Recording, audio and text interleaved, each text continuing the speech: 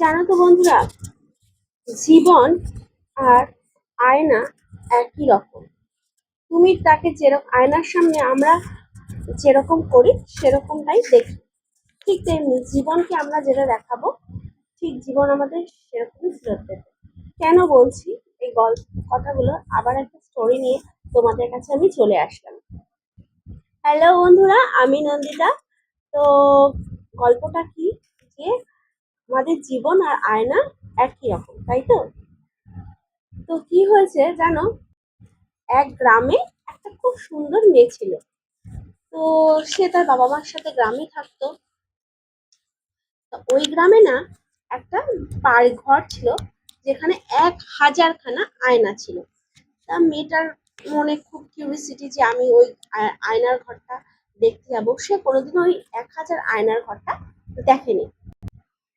তো যেই গেল, তা মেয়েটা খুব একটু ভয় ভয় রয়েছে যে আচ্ছা ঠিক, আমি যাব, একজনকে সাথে নিয়ে যাব তাহলে, হ্যাঁ।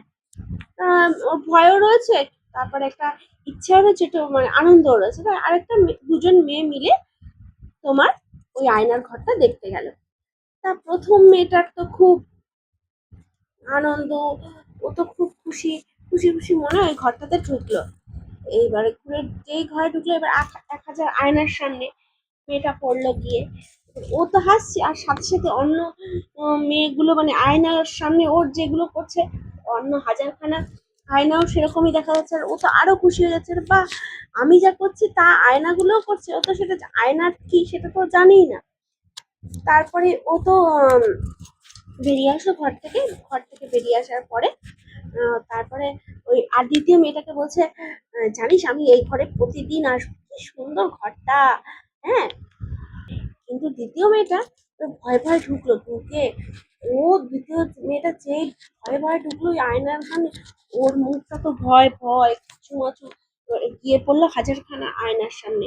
এবার ওর মানে ওর যেরকম মুখ সেরকম 1000খানা আয়নার সামনে ওরকমই দেখা যাচ্ছে। বাস্তবে কি, ও তো ভয় পেয়ে গেছে, ও তো জানে না আয়নাটা কি।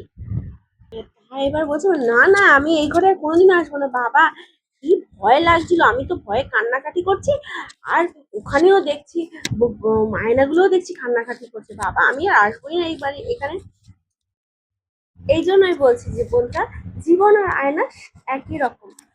যে তোমার ভয় নিয়ে তোমার মনে আনন্দ, তোমার অদম্য সাহস, ইচ্ছা শক্তি নিয়ে জীবন, আচ্ছা তুমি যা প্রেজেন্ট করবে জীবন তোমাকে সেরকম ভাবে দেখাবে। আর তুমি যদি কোনো সবসময় ভয় পেয়ে থাকো, অলস হয়ে থাকো, তাহলে তোমাকে তোমার জীবন সবসময় অবসাদগ্রস্ত, আর সরি একটু ভুল হতে পারে, মিষ্টি করে কিছু মনে করো না, হ্যাঁ। অবসাদগ্রস্ত আর বিষাদগ্রস্ত ভাবেই দেখা দেবে। এবার তোমাদের ইচ্ছা, তুমি তোমরা জীবনকে কিভাবে দেখতে চাও। তো এই ছিল বন্ধুরা আমার আজকের গল্পটা। কেমন লাগলো আজকের এই গল্পটা কমেন্ট করতে ভুলো না। টাটা বন্ধুরা, গুড বাই।